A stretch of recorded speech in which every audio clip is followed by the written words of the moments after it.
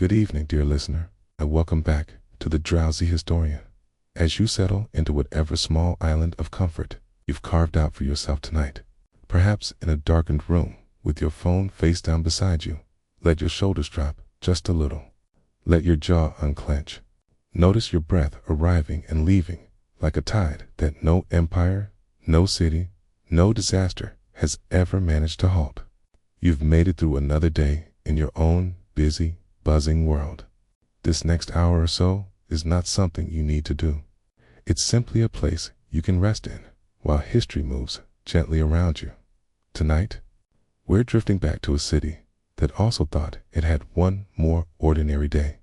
Picture, if you will, the curve of a deep blue bay in late summer.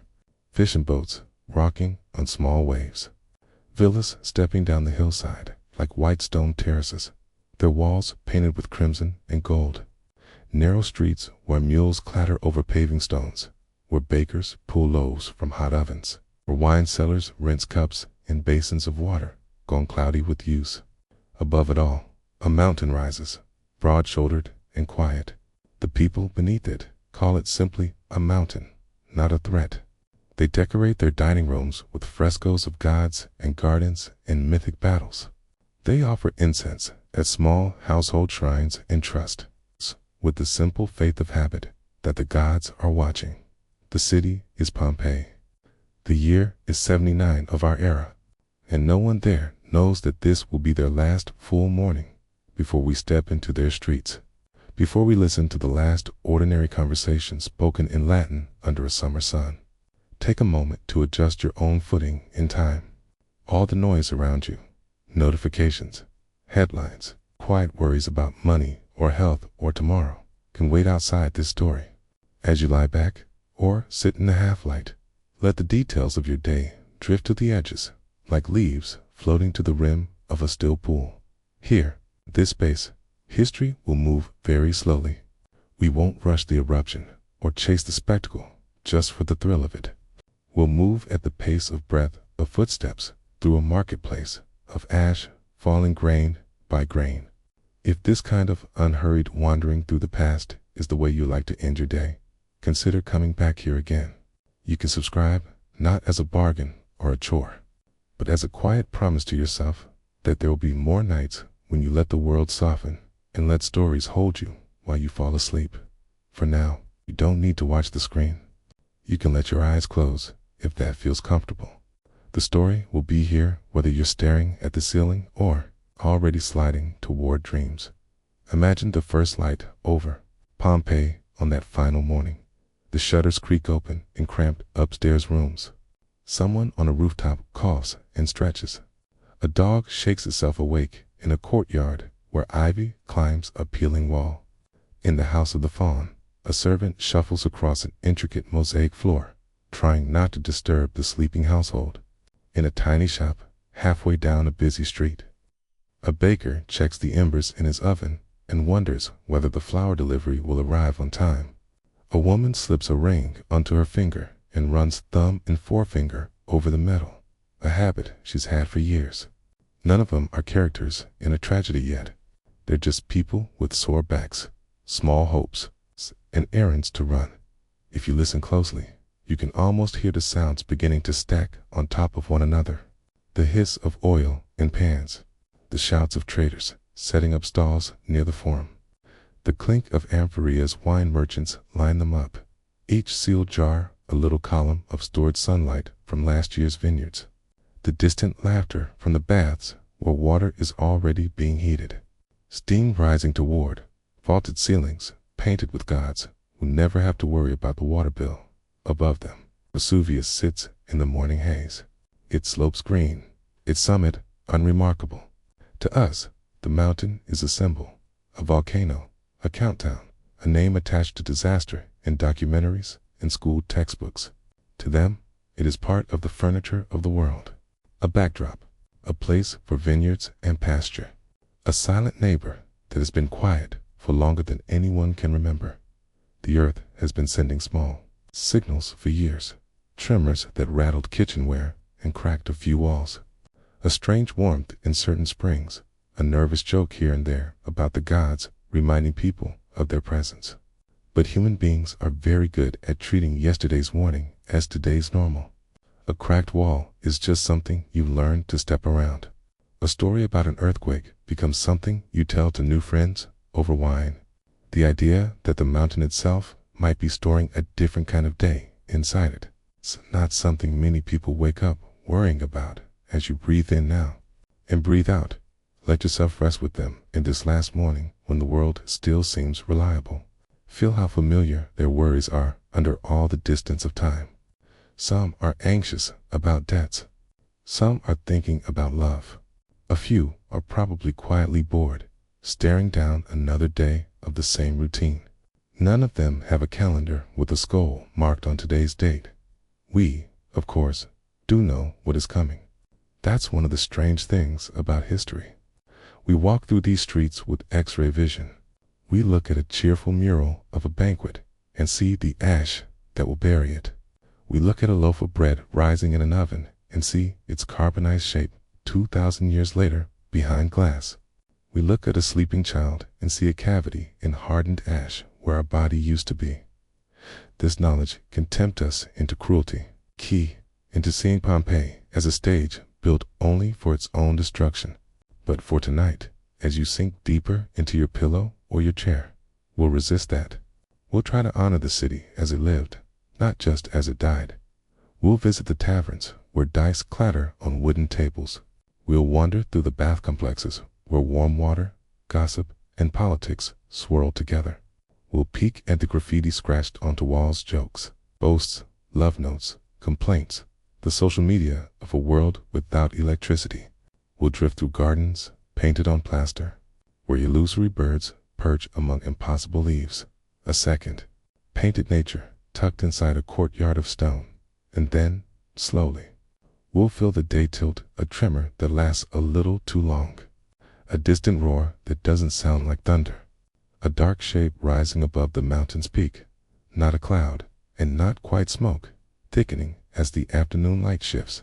We'll sit with the choices that follow, to stay or to flee, to trust the gods or one's own fear, to believe that tomorrow will be like yesterday, or to accept that the world can change in an afternoon as we move through that day. We'll be guided by the few voices that reached us across the centuries, letters written by Pliny the Younger, the observations of a Roman admiral who sails toward the danger instead of away from it, the silent positions in which bodies were found when the city was uncovered again by accident, long after everyone who screamed there was gone. For now, though, you don't need to brace yourself.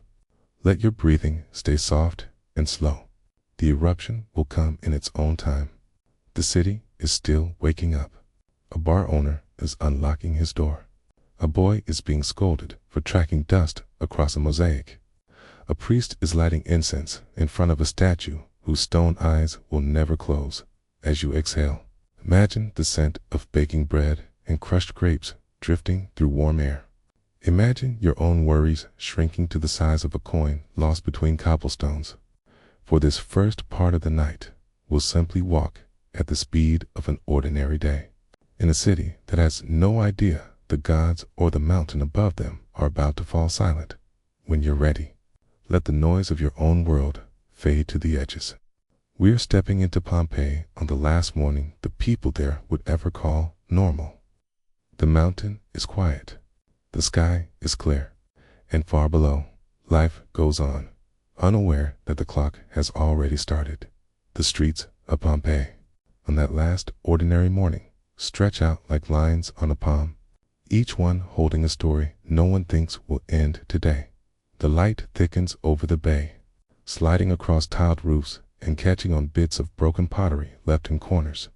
It finds its way into courtyards, where small fountains murmur to themselves, splashing over marble basins worn smooth by years of use. It creeps under doorways, over door lintels with phallic charms or carved good luck symbols meant to keep misfortune away.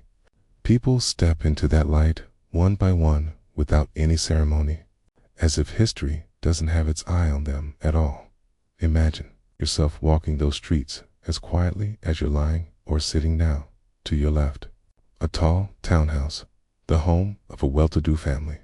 Its doorway opens onto an entrance hall with a mosaic floor that has seen the sandals of senators, merchants, and clients hoping for favors. A slave child hurries across, carrying a bowl of water for the lady of the house, trying hard not to spill a drop. Somewhere deeper in the building, a man is complaining about the price of garum, strong-smelling fish sauce that makes everything taste a little more alive. In one room, a clerk is already bent over a wax tablet, scratching notes with a stylus, today's numbers blending easily into yesterday's. On the other side of the street, a far more modest doorway, a one-room shop. The front opens directly onto the pavement. A wooden counter lines the space, with ampery set into it like fat clay teeth. The wine cellar is already at work, holding a cup up to the light, checking for sediment, rehearsing the exact words he'll use to convince regulars that this batch truly is as good as last year's. He has his own worries. A debt here, a rival there, a son who doesn't seem to be taking life seriously enough. Small burdens, familiar ones. Between them, the street fills slowly with people and animals. Dust rising in little puffs under hooves and sandals. Carts creak along, their wheels carving shallow grooves in the stone from so many trips. A woman pauses to greet a neighbor, both of them pretending not to notice that the other is secretly watching for signs of aging, of misfortune, of gossip worth passing on later. Pompeii is not a grand capital. It's not Rome with its marble and senators and triumphal arches. It's a local city, a busy port town on the Bay of Naples, practical and noisy and full of the smell of the sea. Fishermen haul in the morning's catch, calling out prices.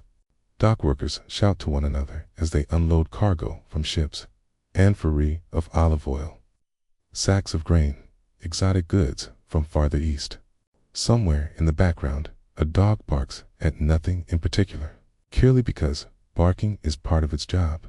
If you let your breathing move in and out slowly, you can almost match it to the rhythm of this place. Inhale, a new day begins.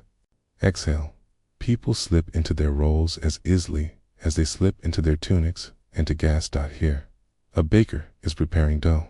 His hands move without much thought, pressing, folding, shaping loaves the way his father did, and his father before him. The oven gapes behind him like a tame cave, heat already building inside. Outside his shop are the circular impressions where people will place their coins later. He has no idea that some of the loaves he bakes today will harden into charcoal and be dug up centuries later, still bearing their baker's stamp. There, a fuller is working with tubs of pungent liquid, cleaning and treating cloth. His workshop smells strong enough to make passers-by wrinkle their noses. It's not a glamorous job. It involves urine and trampling and hard labor, but it pays. And for many in Pompeii, work is not about dignity or beauty. It's about staying afloat. The city holds all layers of society, stacked on top of each other like the floors of a house. Patrician families with grand dining rooms and courtyards. Freedmen who have worked their way up from slavery to own businesses and property. It's proud of every chipped tile they can call their own. Slaves born into bondage, who know the city mostly through the lenses of service and obedience. Their lives tied to the fortunes of others. Children who run through the streets with the unshaken belief that there will always be another day to play, another game to finish. If you listen carefully, under the clatter and chatter, you can hear the city breathing too. It's in the regular opening and closing of shop shutters, the pattern of footsteps in the forum, the rising and falling hum of voices at the baths. For most people here, Vesuvius is not in the foreground of their thoughts. Their mountain isn't a threat any more than the ceiling above your bed feels like a threat tonight. It's simply something that has always been there. At street corners, you pass small shrines set into the walls, little paintings of protective spirits, household gods, and sometimes snakes twined around altars. People pause, almost without thinking, to offer a quick gesture, a whispered word, a pinch of incense. Not grand, tearful prayers, but everyday ones. Keep my family safe. Let this business deal go well. Help my daughter find a good husband. Heal this aching knee. The gods for them are part of the maintenance of life, like paying bills or sweeping the floor as you drift along. You notice the writing carved and scratched everywhere. On walls, at doorways, beside the entrance, to bars and inns. Some of it is practical. Names, advertisements, political slogans.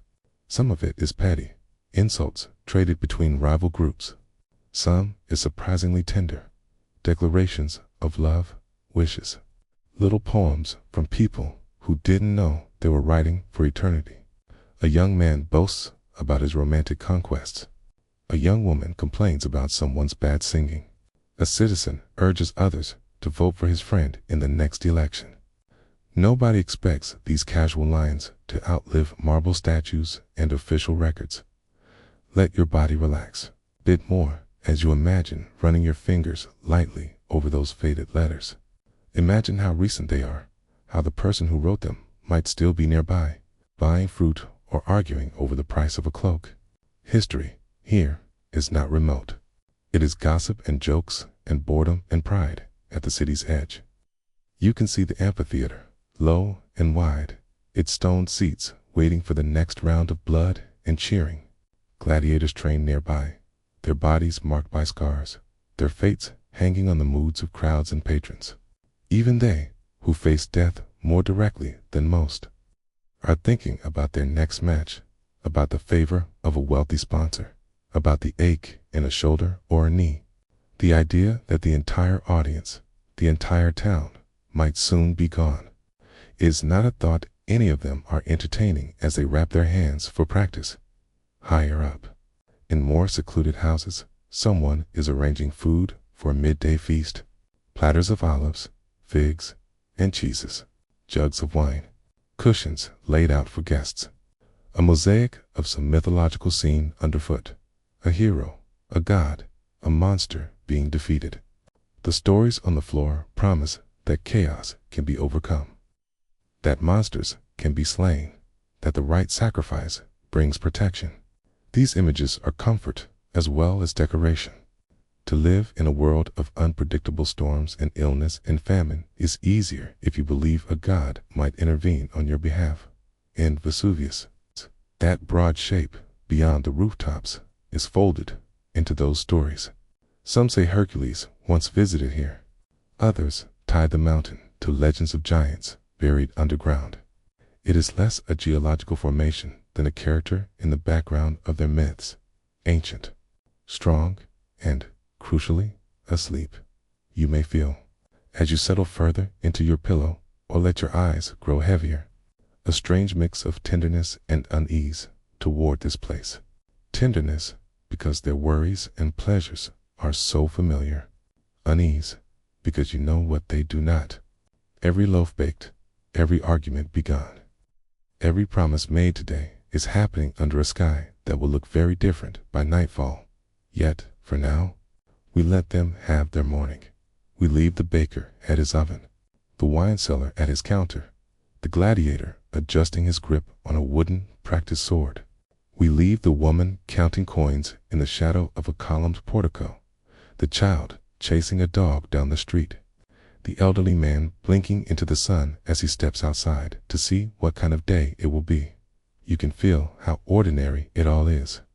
That is the point. Disasters aren't made of flashing red lights and loud music. They begin inside days like this one, where the biggest worry, so far, is whether the weather will be too hot for comfort as your breathing continues. Slow and steady. Imagine yourself pausing at the edge of the forum, the central square. Statues of important men look down sternly from their pedestals. Vendors set up stalls. A group of men in togas discuss business, law, and local politics in low, serious tones, punctuated by laughter. The stone under your feet is warm already, holding yesterday's sunlight. Somewhere, unseen, deep beneath it all, the mountain is rearranging itself, building pressure, shifting magma, preparing an answer to all these small human plans. The people of Pompeii don't hear that answer forming. They have their own questions. You, lying here centuries later, carry both. Their unspoken hope that tomorrow will be much like today, and your quiet knowledge that this specific tomorrow will never arrive. For the rest of this story, we'll follow them through this day as gently as we can, knowing what they don't, but refusing to reduce them to a footnote under an ash cloud. For now, rest with them in this last ordinary morning, under a sky that still looks harmless, in a city that still believes the gods and the mountain are watching over them. As the sun climbs higher, the city loosens up. Shutters that were only half open in the early light are now wide. The streets are fuller, the voices louder, the day properly underway. The last traces of sleep have burned off like mist over the bay. If you were standing in the Forum now, you'd feel the heat pooling gently in the stone around your feet, wrapping itself around the city like a warm cloak. You might start by following a small group of men heading toward the baths. They walk with the casual certainty of people following a familiar path. Togas wrapped and pinned, or simpler tunics for those who don't need the extra layer of status today. One of them is talking about a court case, a dispute over a boundary wall, debt unpaid, an inheritance that isn't behaving itself. Another is complaining about the latest taxes. A third is mostly interested in lunch. To them, the baths are not a luxury spot. They're as normal as a modern cafe, a place where bodies and news are warmed up together. You pay a small fee, step into a carefully choreographed sequence of rooms, first cooler, then warm, then hot. You sweat, scrape the oil and dust from your skin, let your muscles soften in steam, and along the way, you talk. Politics, gossip, philosophy, if you feel grand. Or just whether the fish yesterday really was as fresh as the seller claimed. Step inside with them, in your mind. Stone benches ring the walls. Light filters in from high windows, diffused and gentle. Slaves move quietly through the rooms, carrying towels, oil flasks, water. Somewhere beneath your feet, furnaces roar steadily, feeding heat into hollow walls and floors. Ancient underfloor heating, humming away so that no one has to shiver. You can almost hear the overlapping conversations. A veteran of some distant campaign reminiscing about the Rhine. Two teenagers whispering about someone they both secretly like. An older man snoozing upright, having heard every possible topic before. Bodies, glistens, steam curls, and time drifts. To share a bath is to share a life that feels stable, predictable, held in place by the routines of the city and the favor of the gods. Outside, in the streets that run like veins through the town, other kinds of worship take place. At a corner bar, the wooden counter is already busy. This is not a quiet wine tasting room.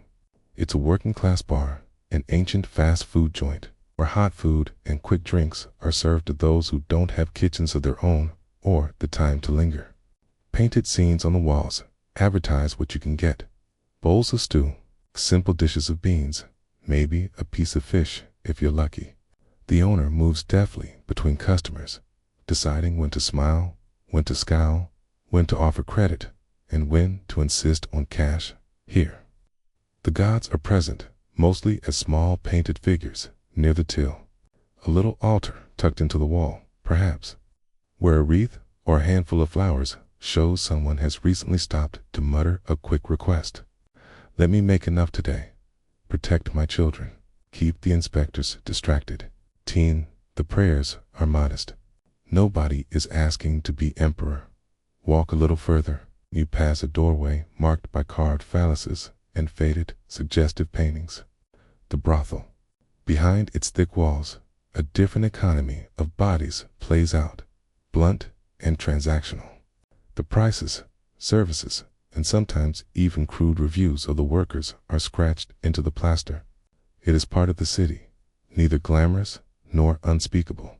Just one more place where desire and desperation meet.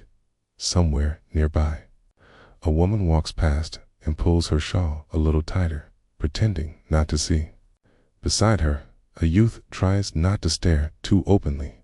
Human reactions that could happen in any century, translated into Latin and woven into a different set of streets. If you listen quietly, you can hear another voice in the background of all this, the murmur of belief in many houses, large and small. There are Larea household shrines painted into the walls or built as small altars. Tiny scenes show protective spirits, snakes, and sometimes the genius, the guiding spirit of the family. In front of these offerings of fruit, wine, and incense are laid down with a seriousness that doesn't need thunderbolts or miracles to feel real.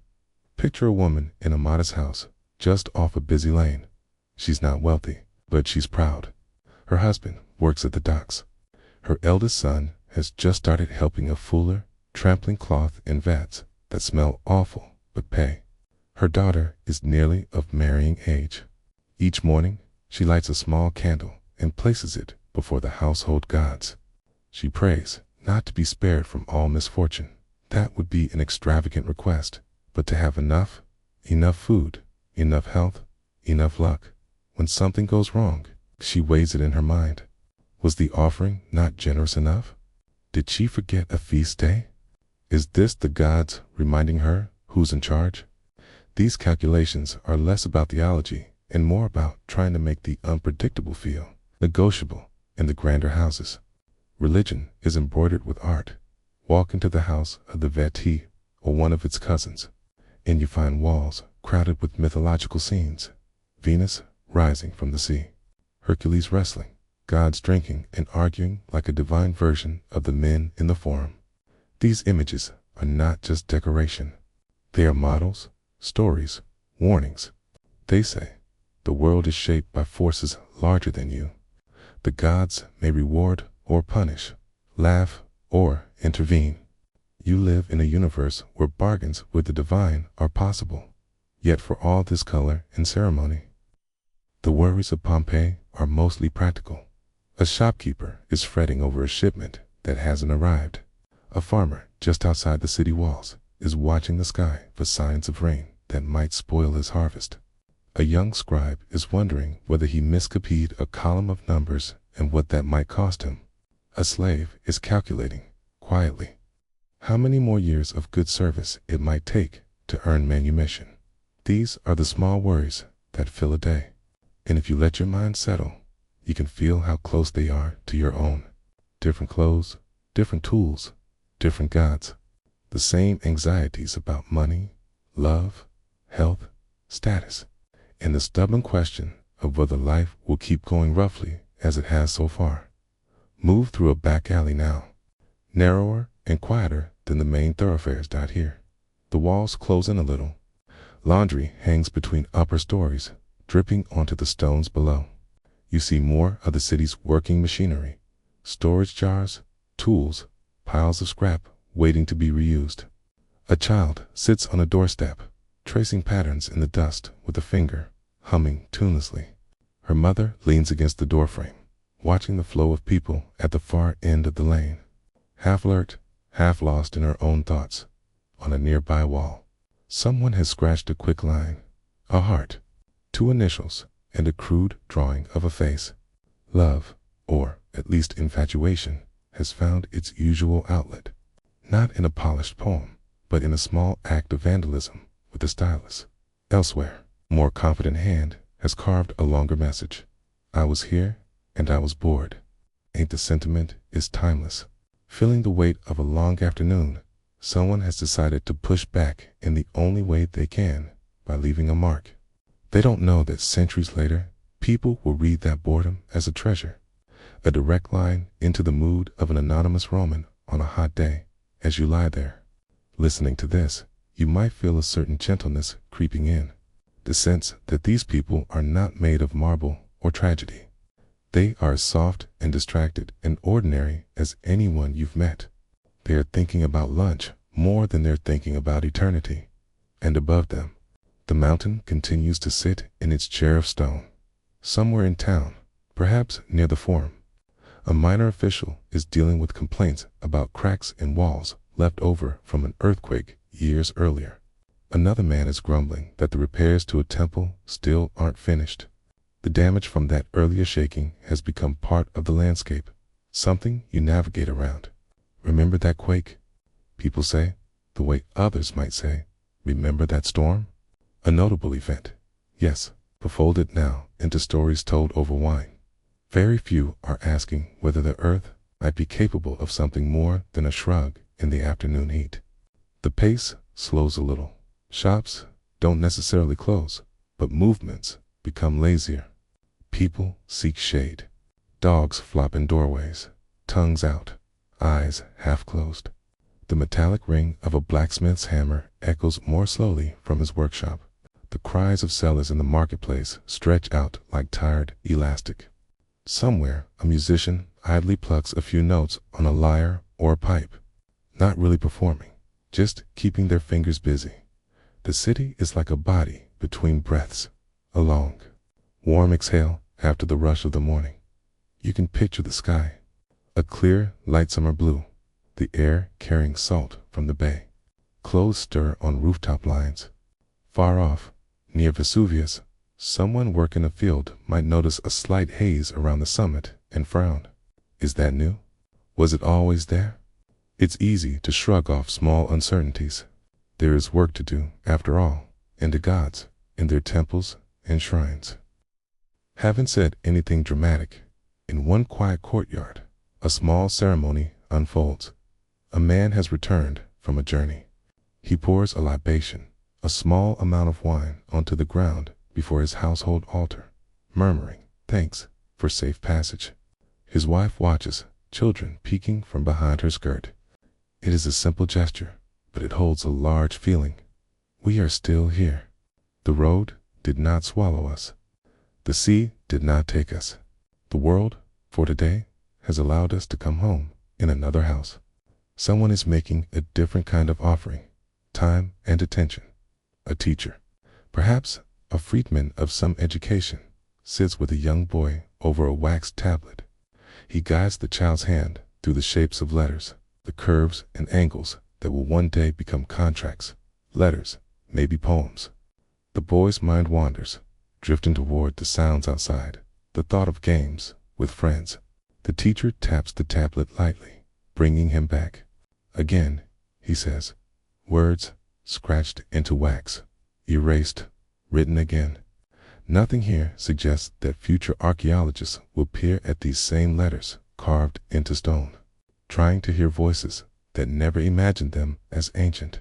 Your body grows heavier against a mattress or chair.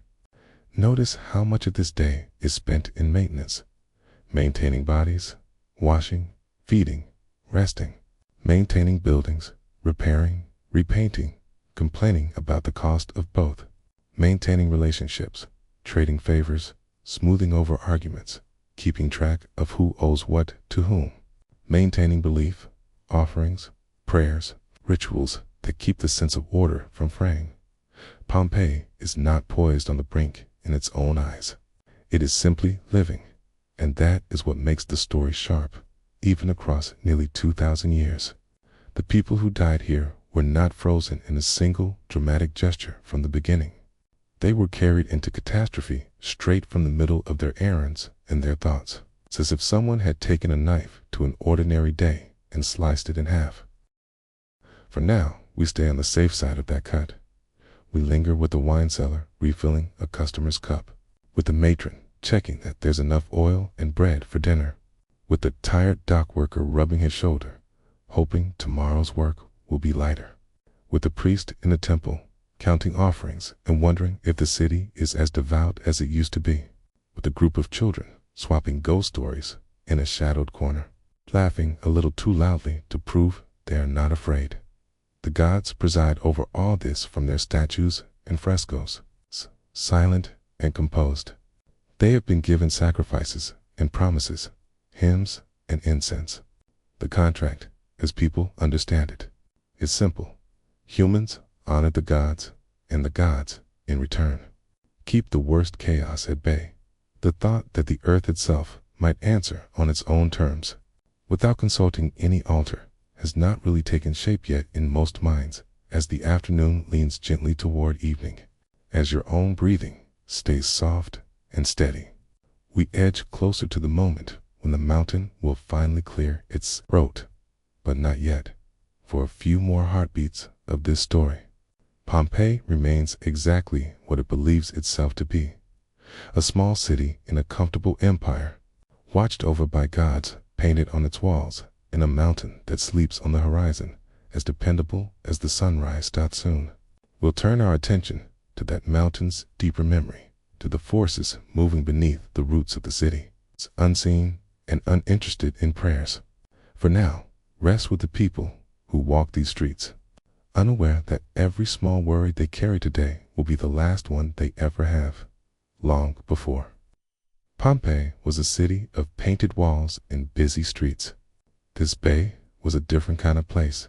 If you pull your mind slowly backward through time, like rewinding a very old film, the neat lines of streets and houses begin to dissolve. The mosaics unmake themselves. Roof tiles fly back into kilns. The harbor empties. Human voices fall away. What's left is a rougher coastline, raw rock and ash. Layers of old eruptions hardened into cliffs. Vesuvius was already here then, but not as the harmless green hill most Pompeians thought they knew. Deep under its surface, far below the vineyards and pastures, molten rock has been moving for longer than any human story remembers. Magma slides and gathers. Gases build and press. Cracks open and heal. It is like a slow, mechanical breathing that pays no attention to the small creatures on its skin.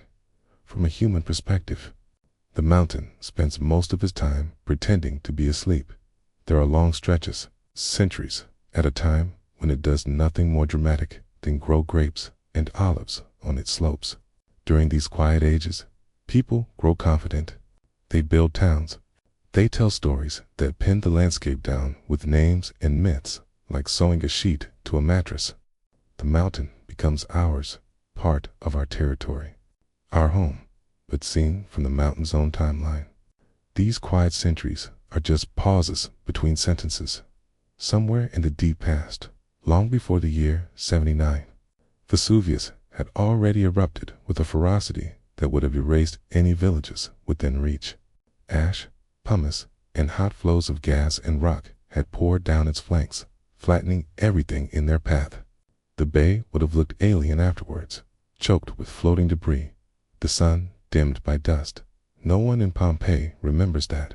The people alive in 79 know stories about heroes, wars, and emperors. They recite episodes from the Trojan War. They might recall tales of Spartacus and his revolt. But the last truly catastrophic eruption of Vesuvius happened so far back that even the stories of it have crumbled. The mountain's most violent moods have slipped out of cultural memory. What remains is a kind of background respect tinged with forgetfulness.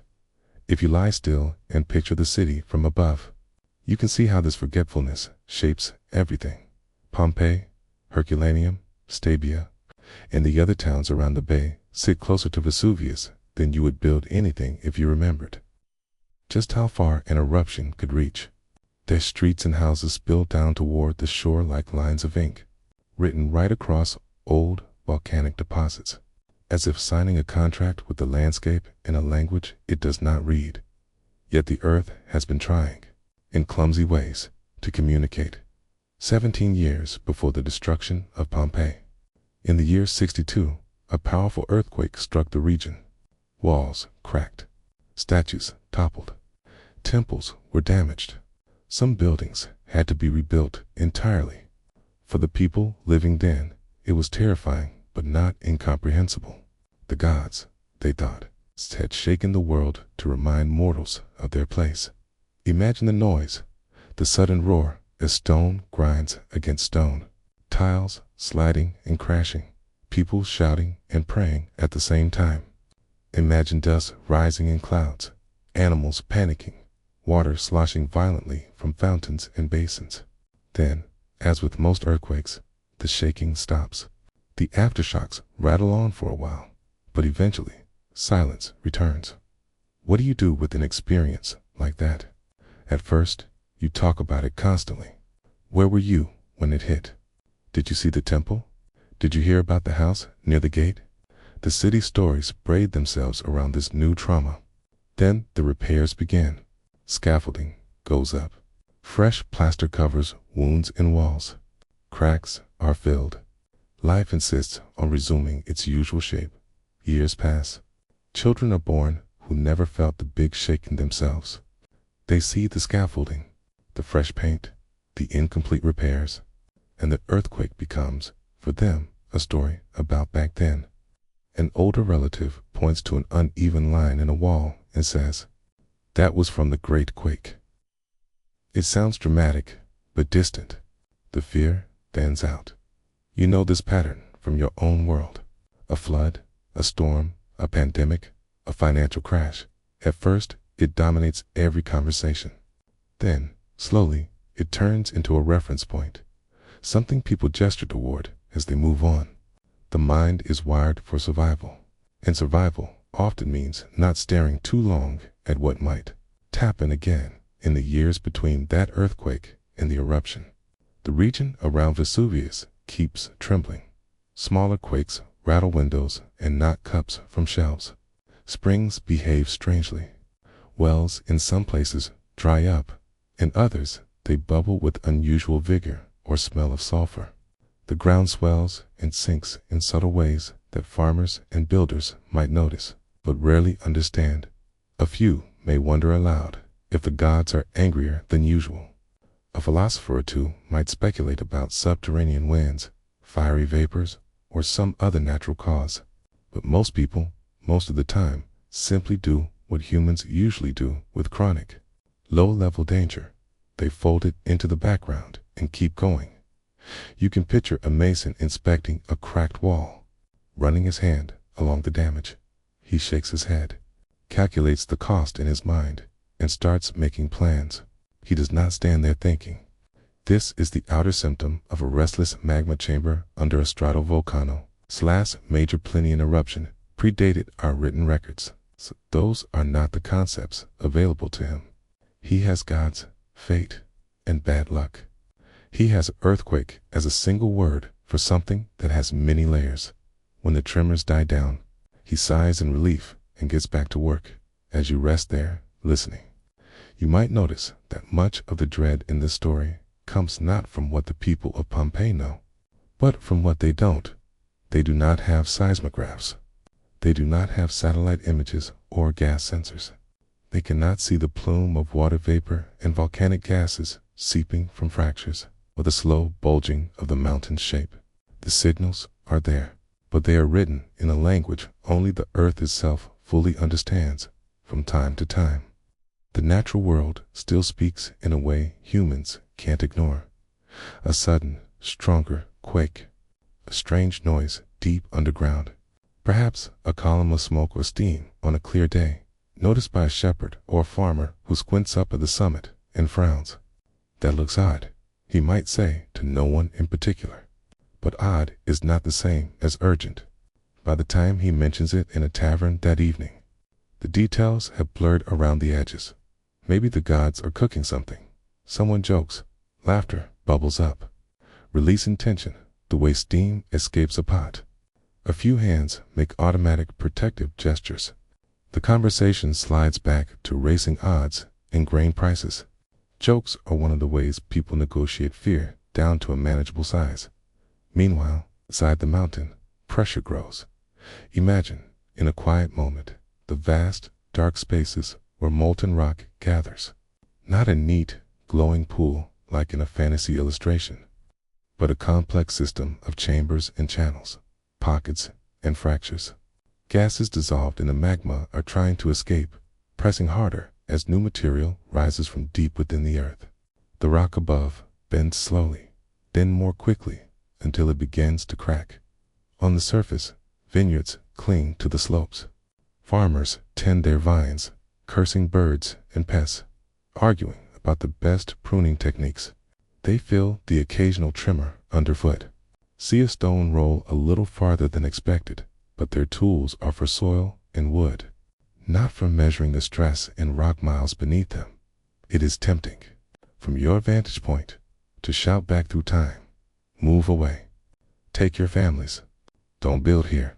Don't stay. The people of Pompeii are attached to this place with roots as strong as any grapevine. The soil is rich. The sea is close. Trade is lively. The empire, for all its brutality, brings stability in roads and markets. To leave, to abandon everything because the earth might be planning something, would require a kind of foresight no one has taught them to exercise. Besides, they have one more layer of reassurance. The gods in temples dedicated to Jupiter, Venus, Apollo, and local deities. Sacrifices continue. Incense smoke curls toward high ceilings. Priests interpret the flight of birds, the entrails of animals, the patterns of flames. If there were truly grave danger, many people believe, surely those signs would make it clear. Surely the gods, who have accepted so many offerings, which sent unambiguous warnings. You, lying here with your own mixture of science and uncertainty about the world, know how fragile that bargain is. The earth is not breaking its word when it erupts. It never signed the contract. It has no memory of the prayers whispered in smoky temples. It is obeying other rules, physics, chemistry. The steady flow of heat from the planet's interior outward as the days tick closer to late August of 79. The mismatch between what the ground knows and what the people believe grows sharper in missing them. Across the bay, a young man named Pliny is living with his uncle, an admiral and natural philosopher. They read, study, watch the sea, and keep an eye on the sky. In Pompeii, business continues. Repairs from the old earthquake are still visible in some places, half completed in others. The city is like a patient who has survived one health scare and decided that means they are basically fine. Your breath comes in and out, slow, even. Imagine synchronizing it with two rhythms at once. On the one hand, the slow, deep pulse of geological time, millions of years of tectonic plates colliding, magma chambers filling and emptying, mountains rising and weathering away. On the other, the quick, fragile flutter of human time, lifespans measured in decades, not eons. Plans laid out for the next harvest, next festival, next child's wedding. Pompeii is built on the overlap between those rhythms. For a while, they coexist without visible conflict. Then, on one late summer day, the balance snaps just after midday. As the sun leans past its highest point and the air shimmers with heat, a sound begins somewhere within the body of Vesuvius. A deep, tearing roar as rock gives way. A rush as gases suddenly find a path upward. A column of ash and pumice blasting into the sky from the streets and courtyards of Pompeii. At first, it might just look like a strange, towering cloud growing above the mountain, darker and denser than any normal weather, shaped like a pine tree with a tall trunk and spreading branches. Some people stop and stare. Others squint, shield their eyes, and get back to what they were doing. The human brain is skilled at postponing the moment when you say, "This is different. This is not fine." Kes, you lie here, safe, centuries away. You already know what that cloud means. The people of Pompeii are only beginning to decide what to feel about it in the next part of the story. We'll stay with them in those first hours as ash begins to fall like gray, stinging snow, as roofs start to creak under a weight they were never built to carry. As the comfortable, negotiated relationship with the gods and the land starts to crack, one flake of pumice at a time, just after midday. The sky over the mountain begins to change in a way no one has a word ready for it. At first, it's easy to treat it like a curiosity. You can imagine someone in Pompeii stepping out of a doorway, blinking at the light, and then freezing for a heartbeat. Above Vesuvius, a column of darkness is rising, narrow at the base and spreading out at the top, like the trunk and crown of some impossible stone tree pushing its way into the sky. People shield their eyes, squint, call to one another. Look at that. Is it a fire? Storm? Maybe? Across the bay, in Misenum, Pliny the Younger will later describe this cloud as looking like a pine tree, with a tall trunk and branches spreading wide. For him, sitting at a safe distance for a little while yet, it will be a sight worthy of careful words. For the people directly beneath it, it's simply wrong. The air feels different. There is a faint tremor underfoot, a shiver that travels up through stone and into bones. Birds lift off in sudden flocks, circling higher, unsettled by changes they can sense more quickly than the humans below. In the forum, conversations stumble and pause. Merchants who are in the middle of arguing about prices trail off mid-sentence. A woman buying fabric turns her head slowly, the soft folds of cloths slipping a little in her hands. A group of men discussing politics fall silent, gazes drawn upward. Someone laughs, too loudly to cut through the tension. It's just smoke. Maybe the gods are cooking a bigger meal than usual. The joke gets a few weak chuckles. Nervous laughter is a kind of spell, a way to push at the edges of fear. But the cloud continues to rise, and the air does not quite cooperate with the idea that nothing is wrong. After a little while, small pieces of pumice begin to fall. They are light, porous stones formed from frothy lava full of gas. At first, they're scattered, little gray flecks tapping on roofs and streets like a strange kind of hell. Children reach for them with curiosity, picking them up, surprised by how light they feel in the hand. Someone says, "The gods are throwing stones." Someone else says, "It'll pass." Sky darkens slowly, as if a dimmer switch is being turned. Shadows lengthen in directions that don't quite match the sun. The air fills with a fine dust that tickles throats and stings eyes. Cloaks go up over noses and mouths. Hands waved uselessly in front of faces, trying to clear the air for one more decent breath. Inside houses, people close shutters and doors to keep the strange rain out. You can picture a family gathering in a main room, looking toward the courtyard where ash is beginning to settle on the edges of a fountain. A father tries to speak calmly, to explain that this is, no doubt, something temporary. A mother begins quietly packing small items into a bundle, her movements betraying more doubt than she wants to show. Across town, another family doesn't wait. They see the darkness growing, feel the grit on their tongues, hear a low, continuous rumble coming from the mountain, like an enormous pot boiling with the lid held down. They start moving. A few bags, a bit of food, some valuables grabbed in haste. They head toward the gate that leads to the main road away from the city, joining others who have made the same calculation. Leaving now is better than waiting. The streets start to split into two kinds of people. There are those who think this is bad, but it will pass. The gods are angry, but they will be soothed. The mountain will quiet, and we have lived through earthquakes before. They stay, at least for now, hoping to ride the storm out in familiar walls. And there are those who think, I don't know what this is, but I don't want to be under it. They go. It's not a simple rich versus poor divide. Some wealthy households with more to lose and more to tie them to their homes hesitate. Some slaves and freedmen with less to pack and fewer illusions about being protected by status move quickly. Fear, stubbornness, faith, and practical concerns all pull in different directions as the hours pass. The fall of pumice intensifies. What began as scattered stones becomes a steady shower, then a storm. The ground is covered by a growing layer of pale, gritty rock. Streets begin to feel softer underfoot. Each step kicks up more dust. Roofs, many of them flat or only slightly sloped, accumulate weight they were never meant to carry. Inside houses, the noise becomes a constant backdrop.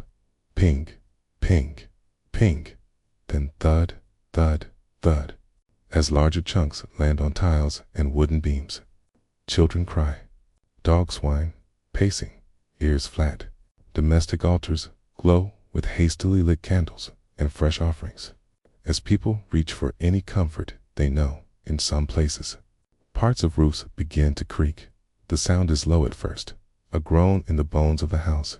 Someone looks up, eyes wide, as a fine powder drifts from the ceiling onto the table. We should move to the courtyard, they say. We should go outside. The air is better there. Or, in another house, we should stay inside. It's safer than the streets. Choices multiply. None come with guarantees. Think of a baker whose oven was roaring merrily that morning. By afternoon, he's no longer thinking about bread.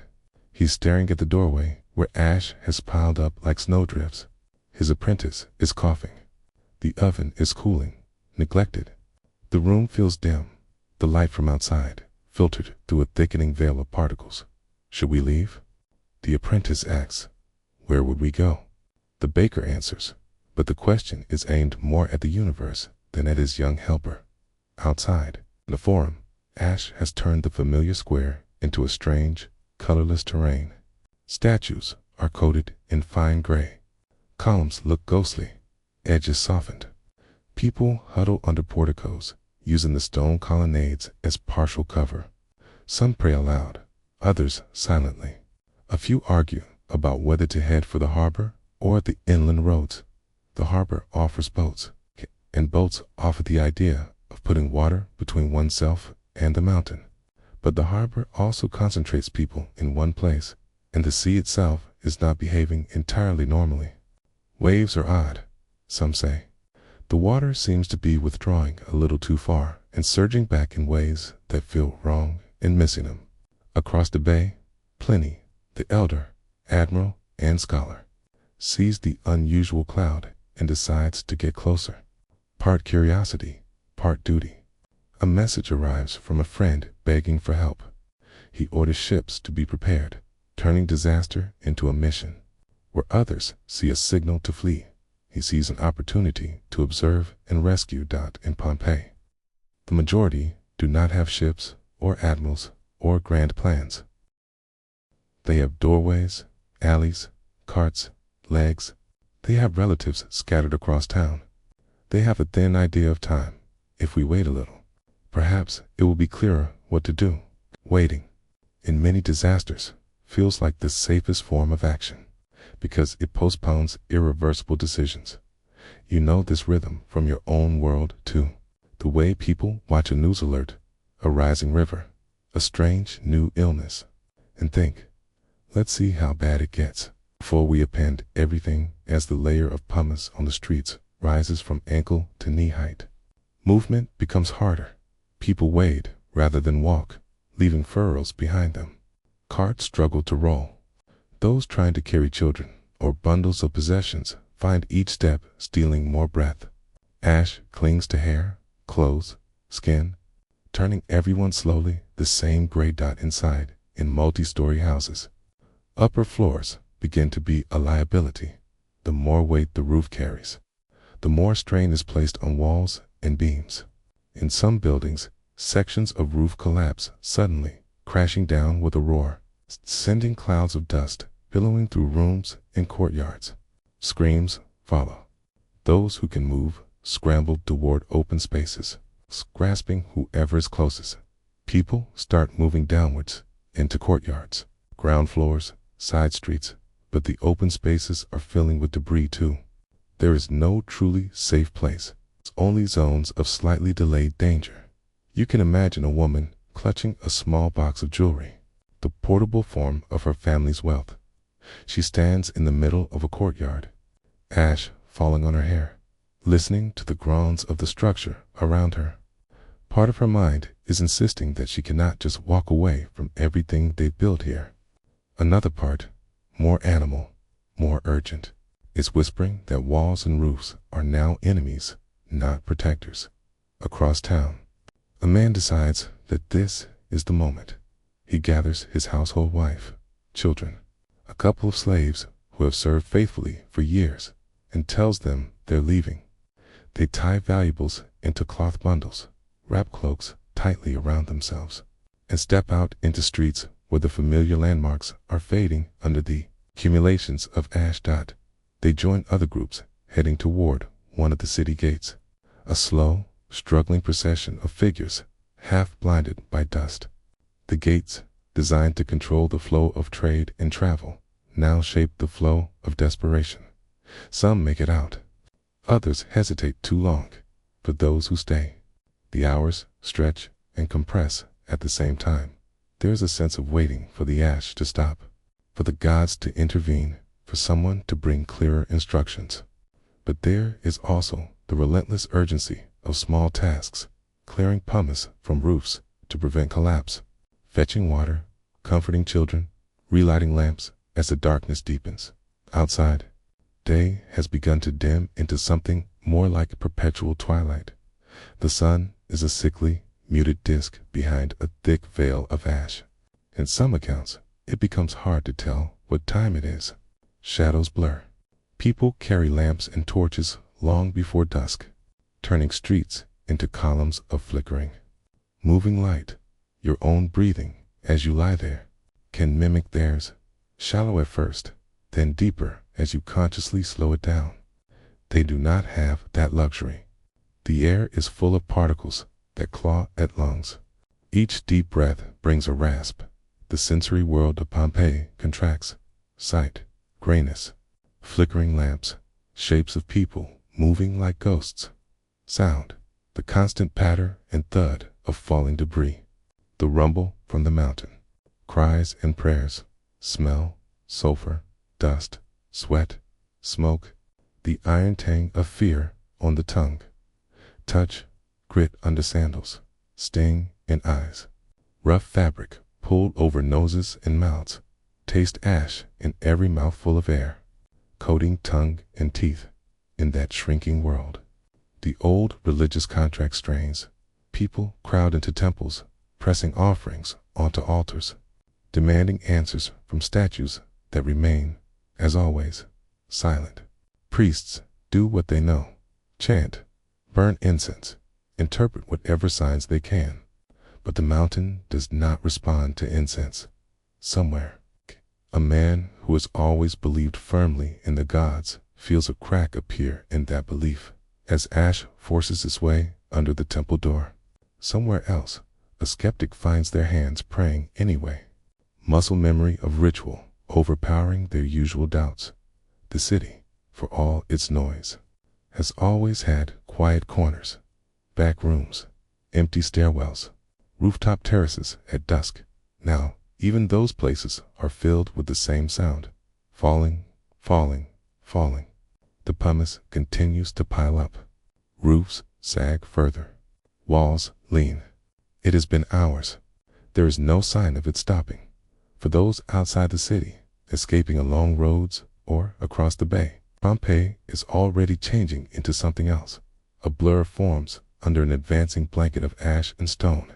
For those still inside, it is caught between two states, no longer the safe, ordinary town it was this morning, not yet the frozen ruin it will become as the night approaches.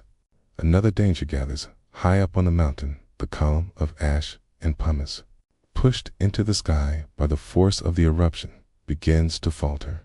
It spreads, cools, grows too heavy to sustain its towering height. Parts of it collapse, sending dense, scorching clouds of gas, ash, and rock pyroclastic surges racing down the slopes. They move with a speed no human can outrun, hugging the ground, burning and suffocating everything in their path. Herculaneum, closer to the mountain on another flank, will feel the first of these surges before Pompeii does. The town, which had so far faced less pumice fall, will be engulfed in darkness and heat, its people overwhelmed in an instant, their bodies and belongings sealed under meters of material that will harden like concrete. Pompeii, further along another path, still has a few hours left, hours filled with anxiety, exhaustion, hard choices, and, for many, the gradual shrinking of options until there is nowhere else to go, as your own eyes grow heavier. You know that in this story, the worst is still on its way. In theirs, hope is still stubborn enough to cling to the idea that the gods might yet change their minds, that the mountain might go back to sleep. That morning might bring clear skies and an embarrassing amount of overreaction to laugh about. In the next part of our wandering, we'll step into that final act, the surges, the darkness deeper than any night, the last positions in which people were found when the ash finally settled. But for now, as you rest here, picture the city under a sky that has turned from blue to gray to almost black, pumice rising around doorways, lamps flickering in cramped rooms, and hearts beating fast in chests that have no idea how little time is left by the time true night should be arriving in Pompeii. It is hard to tell where day ended and darkness began. The cloud above the mountain has thickened into a ceiling with no gaps. The city is lit now, mostly from the inside out, by lamps and torches and braziers carried from room to room. Every flame wavers in air heavy with ash. Every breath feels like it has to be negotiated with the dust. People are exhausted. Some have spent hours shoveling pumice from roofs and courtyards, trying to keep the weight from crushing their homes. Others have been moving back and forth between temples and family shrines, whispering hoarse prayers. Children have cried themselves into a dazed, hiccuping silence. Even fear, when stretched out for long enough, starts to fray at the edges into a kind of numbness inside one house. A family has gathered in what they think is the safest room. They have brought water, blankets, a few precious belongings. A small oil lamp casts a trembling circle of light on faces streaked with ash. The father tells stories he barely remembers, trying to keep the children's minds filled with something other than the constant roar outside. The mother strokes someone's hair, her hand moving rhythmically, more to calm herself than anyone else. Every so often, dust drifts from the ceiling. Each time, everyone's eyes jump upward. Each time, the roof holds. For now, in another house, someone has tried a different kind of logic. The cellar, they tell themselves, must be safer. It's underground, solid, away from falling debris. So they've moved down into the storeroom, where amphorae of wine and oil are usually kept. The air is thicker here, but the ceilings feel close in a way that seems protective. They seal the door as best they can, thinking the walls will shield them until the storm passes. We know, and the archaeologists who will later find them will know, that this is a fatal bit of reasoning. Basements are good at keeping things in as well as out. Ash will pile up outside the door, blocking it. The air, already poor, will slowly become unbreathable. But for now, these people sit in a ring of dim light, trusting the same instinct that told them to go underground in an earthquake. Above ground, the layer of pumice in the streets has grown to a depth that reaches thighs, then wastes in some places. Moving through it is like forcing your way through a heavy, dry sea. Every step sinks, drags, steals strength. Those who left earlier had clearer paths. Those who try now are fighting both time and terrain. Somewhere near a gate, a group becomes stuck, older relatives unable to keep pace. Younger ones torn between staying with them or trying to reach open country before it's too late. The arguments are short, raw, and end with compromise. They stay together, so they move more slowly now, a cluster of figures wrapped in cloaks, leaning into a wind that tastes like stone. Higher on the mountain, the great column of ash and gas reaches the limit of how long it can hold itself aloft, in Pliny's later description. This is when the branches of the cloud begin to droop, the particles within it cool and clump, growing heavier. Underneath, gravity waits patiently, as it always does. The first major collapse of the column sends a surge racing down one flank of the volcano. Imagine cloud that is not like the ones you see in the sky. It hugs the ground, dense and fast, more like an avalanche of air and dust and shattered rock. Temperatures inside can soar high enough to kill in a heartbeat, even without flame. The gases choke lungs, the ash sears skin. The speed flattens structures in its path. Herculaneum is directly in the way. For most of the day, that town had suffered less visible damage than Pompeii, shielded from the worst of the pumice fall by the mountain's shape. Now, In a sudden reversal, it becomes the first to experience the full violence of the surges. The sea will later cover the bodies there with meters of material, preserving wooden furniture, food, and even fabric in eerie detail in Herculaneum's boathouses. Many people have sought refuge by the shore, hoping for rescue by sea. They huddle together in cramped spaces, backs against volcanic tuff, watching the entrance as the light outside dims and the sound of the approaching surge grows. Some clutch children. Others hold onto small bags, proof of their lives, carried in cloth and leather. When the surge hits, it fills these spaces with lethal heat and ash so quickly that muscles don't have time to move. Bodies fall where they are, posed in the last thing they were doing, comforting, shielding, holding. Back in Pompeii, the first surges to reach the outskirts are partially blocked by walls, by distance. By the way, the land folds and rises. The city gets more warnings in the form of tremors, louder rumbles, and a darkness that deepens into something beyond night. Lightning flickers within the ash cloud, streaking silently for those in the city. Thunder smothered by the constant roar. Inside one house, a lamp flickers and goes out. The room is swallowed by a darkness so total that even people sitting close together can't see each other's faces. Someone fumbles with flint and tinder, coughing, trying to relight it. Each spark is swallowed almost at once. The air is too choked with particles, the oil too tainted. In the end, they sit in the dark, voices disembodied, hands reaching for one another. You can feel, lying where you are, the difference between the darkness in your room and the darkness in theirs. Yours is chosen. A light could be turned on if you want it. The city's darkness is forced, thickened by ash. Absolute. When people later recall it, they'll say it was like being buried while still alive. Some clutch keys, thinking about doors they might still open if this ends. Some cling to coins or jewelry, not fully able to drop the habits of ownership, even now. Some hold tools. Many hold nothing at all, hands occupied instead with holding onto each other. Over the next hours, more collapses of the column send more surges down the mountain. By the time the deadliest ones reach Pompeii itself, many of the buildings are already weakened.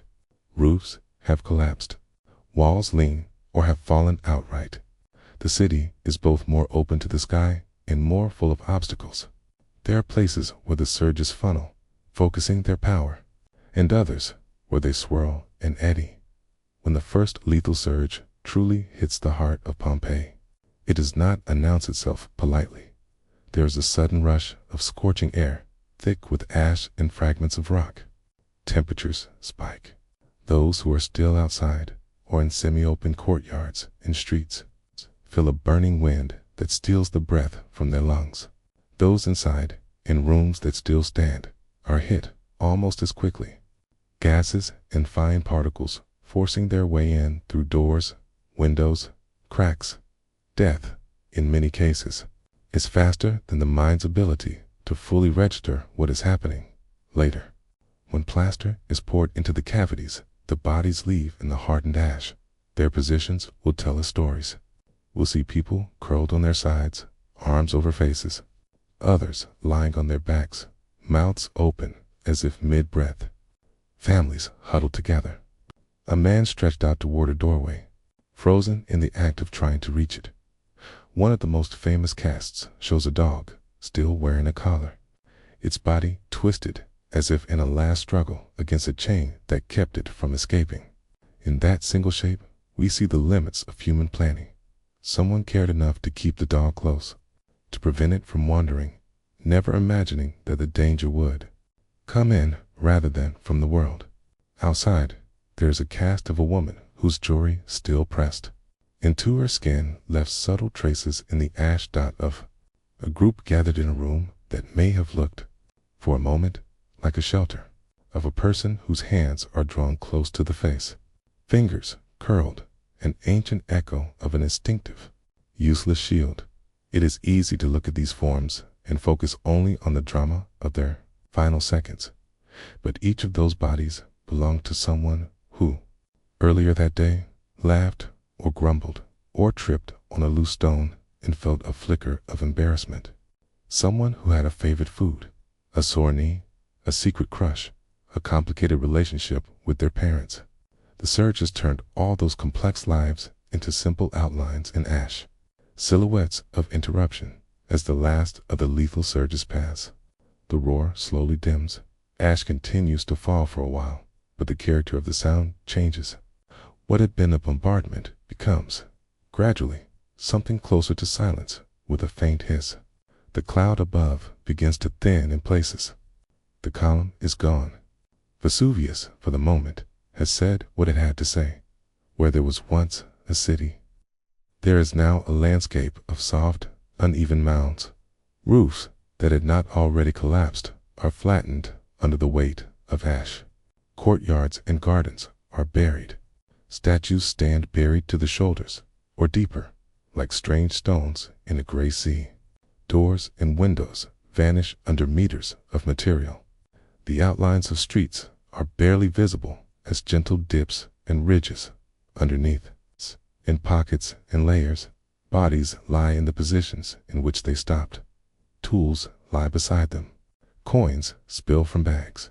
A loaf of bread, baked that morning, sits in an oven, carbonized but still round. A dog's skeleton lies twisted where the cast will later show its last effort.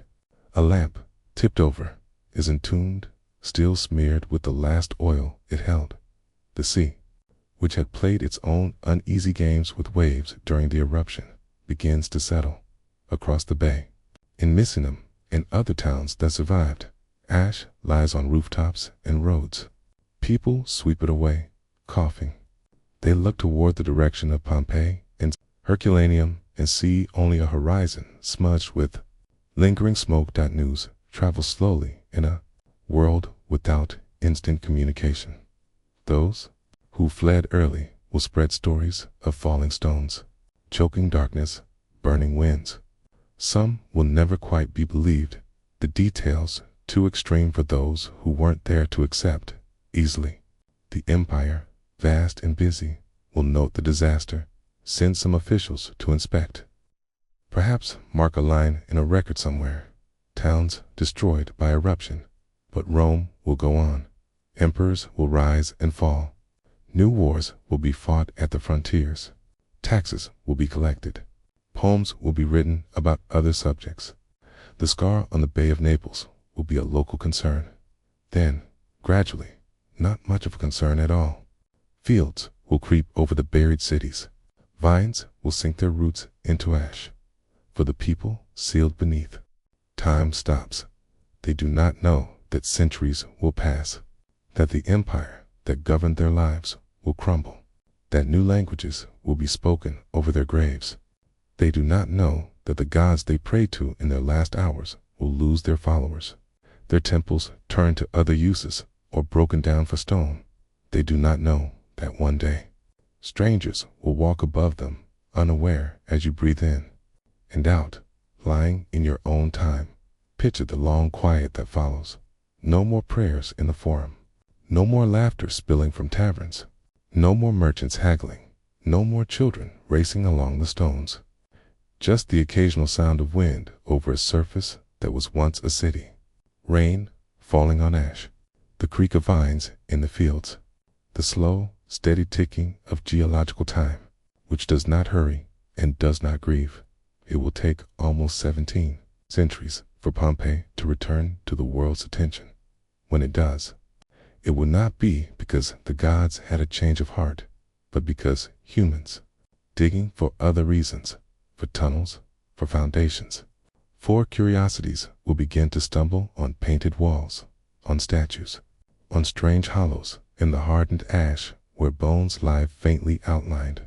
In those hollows, someone will have the idea to pour plaster. When the plaster sets and the ash around it is carefully chipped away, the shapes that appear will astonish and disturb in equal measure. People in mid-motion, mid-emotion, mid-defense. In that moment, the distance between your world and theirs shrinks to almost nothing. You see, not Romans in the abstract, but individuals caught in a moment of effort or fear. For tonight, as you drift toward sleep, you can rest in that quiet interval between catastrophe and rediscovery. The eruption has finished. The ash has settled. The empire has turned the page under meters of material. The last day of Pompeii lies preserved like a pressed flower between the pages of the earth.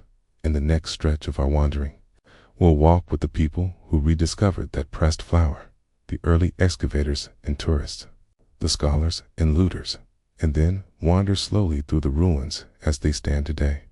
A city stopped mid-sentence, offering itself to anyone who cares to read what remains.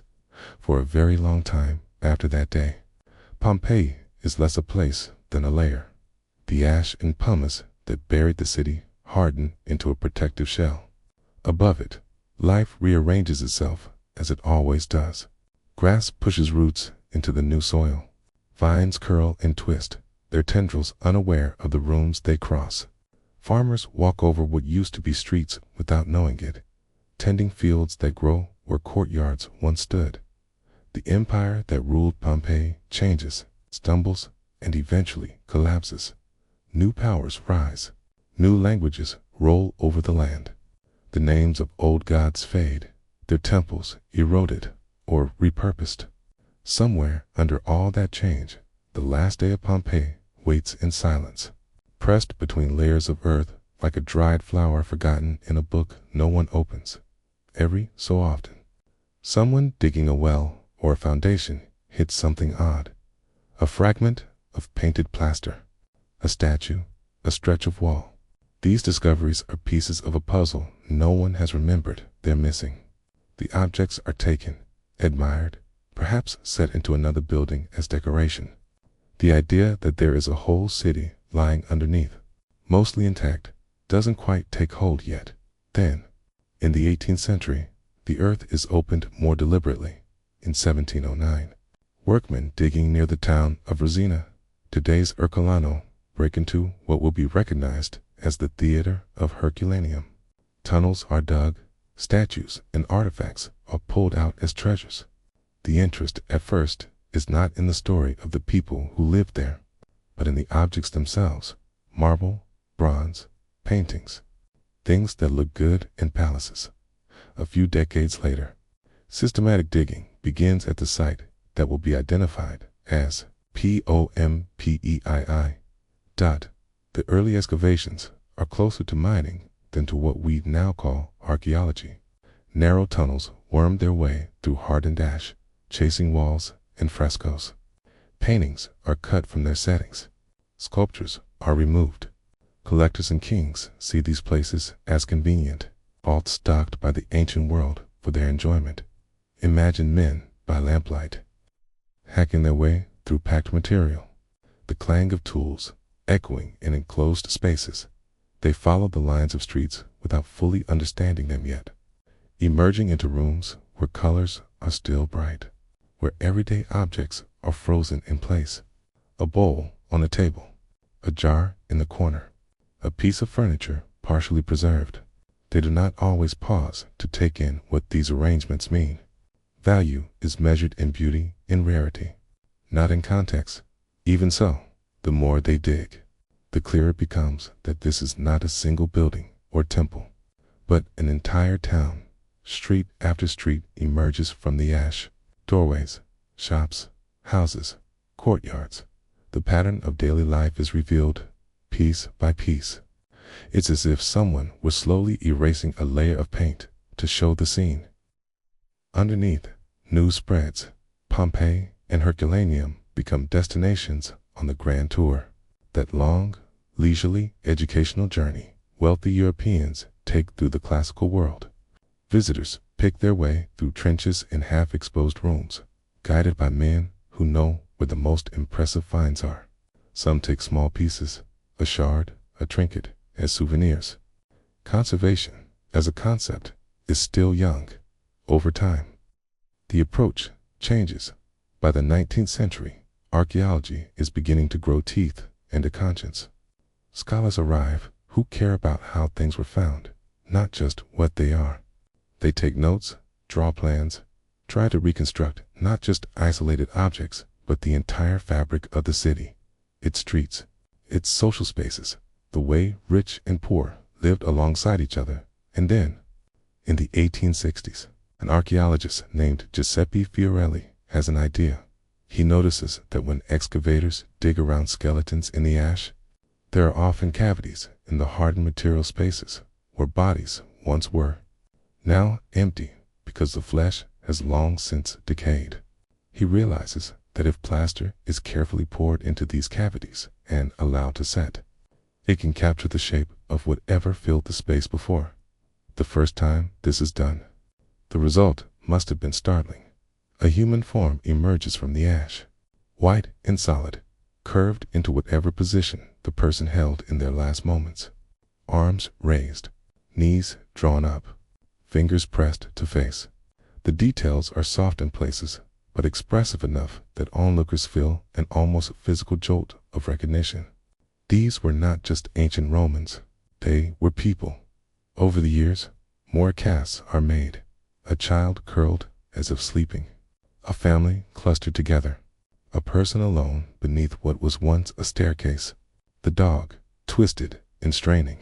In each, you can see not just the outline of a body, but the outline of an attempt to flee, to protect, to hide, to endure. There's something gently unsettling about how close they feel.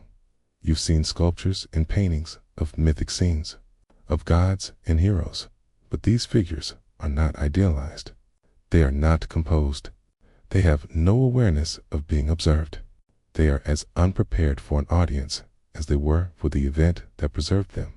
Walk with me, slowly, through the streets of Pompeii as they stand today. It's quiet in the early morning before tourists arrive in numbers. The sky over Vesuvius is often clear, the mountain no longer smoking but still present. A large, steady silhouette in the background. The stones under your feet are worn where ancient wheels and modern shoes have passed to your left and right. Houses open onto the street, some grand, some narrow and plain dot in one. You step into an atrium where sunlight still falls through an opening in the roof into a shallow pool below. The water is gone now, but you can imagine it. The walls are painted with scenes that have survived 2,000 years of darkness. Gods, landscapes, decorative patterns. Their colors are a bit faded, but still capable of surprise. In another, a small garden is enclosed by columns. The original plants are long gone, but archaeologists have replanted similar ones based on pollen and root marks. It's a reconstruction, yes, but it offers a sense of how life might have felt here. A cool, green space in the middle of a busy town. You pass a bakery where the stone mills still stand, heavy and silent. The oven yawns open, its mouth now empty. Yet on a shelf near it, in a glass case, sits that famous loaf of bread, carbonized but intact, its scored top still visible. It was baked on the last day. It never left the shop. Further along, a bar still has its counter, the holes where jars of food once sat. There is a flask there now, placed by curators, and a painted menu on the wall. You can almost hear the clink of cups, the murmur of conversation, the scrape of stools on stone. Graffiti lines many walls. Some are simple names. Pacius was here. Others are longer. Secundus greets his friends. Complaints about bad bread. Boasts about love affairs. Appeals for votes in local elections. They read like fragments from your own social media feed, only scratched with a stylus instead of tapped on glass. You may find your own breathing slowing as you walk, not only from the physical exertion, but from the weight of time pressing in from both sides. On one hand, you are firmly in the present, sneakers on your feet, plastic water bottle in your hand, perhaps a camera or phone with which you capture images. On the other, everything around you is arranged according to a logic that stopped abruptly on a summer day in 79. In some rooms, there are casts of the dead. You stand in front of a glass case and look at a figure curled on its side, knees drawn up, arms close. The cast is white, cracked in places, but the curve of the spine, the bend of the neck, the position of the hands feel unmistakably human. You might find yourself unconsciously mirroring the posture, shoulders curling inward, hands coming closer to your own chest. The silence in these spaces is different. Outside, you hear the crunch of gravel, the murmur of other visitors, guides switching between languages, birds calling from somewhere high. Inside, in the rooms with casts, voices drop or vanish entirely. People stand, look, breathe, and then step away, often without saying much. There are debates, of course, among scholars about how best to treat these remains. Some argue that displaying them is a necessary part of understanding the human cost of the disaster. Others worry about turning suffering into spectacle. Over time, the way casts are shown has shifted from scattered along streets to more curated, more contextual, with explanations about who these people might have been based on their location and accompanying objects. Whatever the arrangement, the effect on a quiet visitor is remarkably consistent, a sense of fragile connection. These were people who lived at a time when the gods were thought to govern the weather and the harvest, when emperors' faces appeared on coins, when Latin was spoken in the market and in love letters. Yet their last moments are so bodily, so immediate, that all those big differences between your world and theirs shrink for a heartbeat. You recognize in their curled shapes the instinct to protect the head, to shield the lungs, to pull close to another person. As you drift toward sleep now, you might think of what Pompeii has become in the centuries since its rediscovery, a site of research, where archaeologists continue to uncover new details, the layout of a workshop, the diet of the inhabitants, the presence of enslaved people in small, windowless rooms, a site of art inspiring painters, writers, filmmakers, and tourists, a site of warning, too, about the dangers of living near restless earth and the limits of human anticipation. Modern cities cling to coasts and cluster near fault lines. People build homes in floodplains, under mountains, beside rivers that sometimes remember their wider beds. We draw our own contracts with the land, convinced in our brighter hours that our knowledge and technology are enough to keep us safe. Pompeii sits quietly under the gaze of its volcano and says, "The earth remembers longer than you do."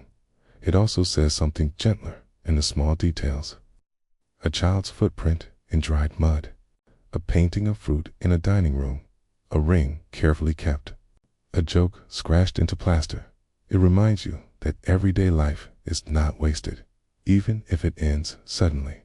The people of Pompeii did not spend their days preparing to be remembered. They spent them trying to make a living, to enjoy a bath, to taste good bread, to fall in love, to impress someone at the forum. Their city became a time capsule, not because they aimed for eternity, but because of the way catastrophe and geology framed their most ordinary acts. So, as you lie here now, listening to the soft sounds around you in your own room, you are linked to them by something more than curiosity. You, too, live under forces you cannot fully see or control: weather patterns, economic systems, tectonic plates, the fragile weaving of your own biology. You, too, negotiate with uncertainty through small routines: morning coffee, emails, rituals of sleep. The gods of Pompeii did not save that city from the mountain's decision.